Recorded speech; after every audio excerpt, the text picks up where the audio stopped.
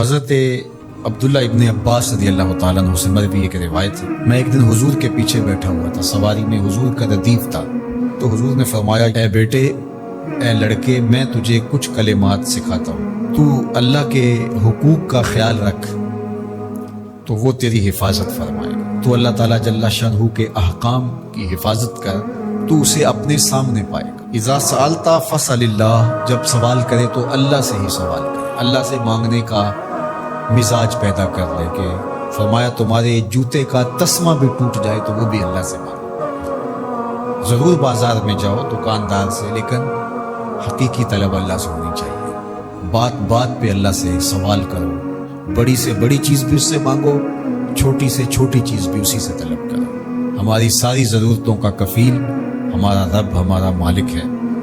تو دوسری نصیحت یہ کی کہ جب تو استعانت طلب کرے، مدد طلب کرے تو اللہ سے ہی استعانت طلب کرے۔ وعلم اور جان کہ اگر ساری امت، سارے لوگ، پوری قوم جمع ہو کے تمہیں فائدہ پہنچانے کی کوشش میں لگ جائے تو تمہیں وہی فائدہ پہنچا سکتے ہیں جو تیرے لیے تیرے رب نے لکھا ہے۔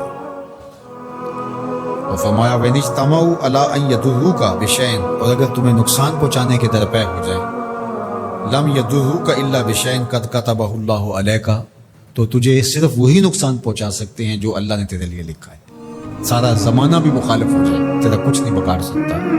ہاں، تیرے مقدر میں اگر کوئی چیز، کوئی بگاڑ لکھا ہے تو وہ ہوگا، اس کا ذریعہ وہ بن جائے گی۔ تو اس لیے پھر اسی سے مانگو، اسی سے طلب کرو۔ رفعت الاقلام وجفت الصحف، جو لکھنا تھا اللہ نے لکھ دیا، لکھنے کے بعد قلم اٹھا لیا گیا اور جن صحیفوں پہ لکھا تھا وہ خشک ہو گئے، اب کتابیں بند ہیں، تو اس لیے اس نے تیرے لیے جو لکھا ہے وہ ہو کے رہے گا، تو خامخواہ لوگوں سے ڈرنے کی ضرورت نہیں ہے، اور تیرا فائدہ، تیرا نقصان اسی کے دستے قدرت میں ہے، تو اسی سے طلب کر، اسی سے مانگ۔ اور فرمایا تو اللہ تعالیٰ جل شانہ کو رخاء میں، خوشحالی میں یاد کر، یعرف کا فی الشدہ، وہ تجھے مشکل میں پہچانے گا۔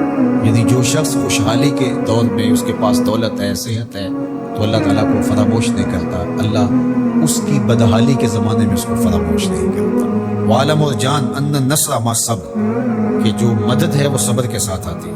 وان الفرج مع الکرب، اور کشادگی جو ہے وہ مشکل کے ساتھ آتی ہے۔ وان مع العسر یسرا، اور سہولت جو ہے وہ مشقت برداشت کرنے کے بعد آتی ہے، تنگی کے بعد فراخی آتی ہے۔ پہلو مشکل پھر تمنا، پہلو کنڈا پھر پل، شاید مگروں پہلو مکھیاں ڈس دیاں ڈنگ والیاں۔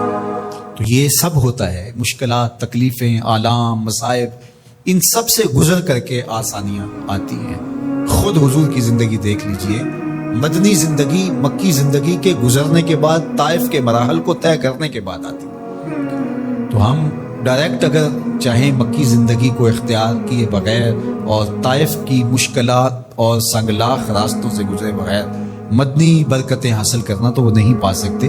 تو یہ اللہ تعالیٰ نے ایک نظام رکھا ہوا ہے۔